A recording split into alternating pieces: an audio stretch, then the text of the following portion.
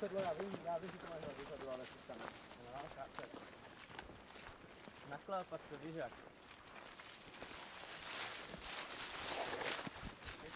Klempe, víš, jak je to na bejkách? Ne.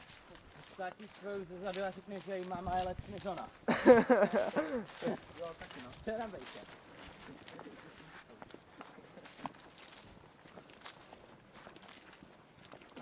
Yo, Klempe! No? Pick up the phone! Yeah, I pick up the phone. I got a pancake.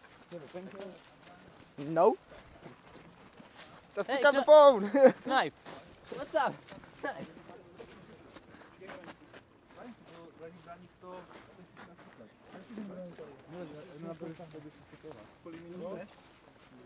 Ale my to tady takhle bude v tom pro bránící a v tom vzoru. Ale minule bylo tam a právě nevím, jestli to bylo úplně Právě to nebylo úplně, no, to nebylo.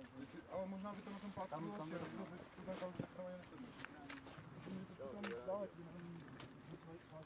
No, měli, kdyby někdo měl vestu navíc, nebo tam hodil vestu, my to měli prostě označený, aby to tam vůbec nepůsobilo.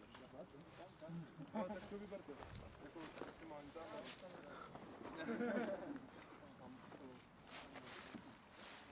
Luke, máš na starost. Já máš to na starost.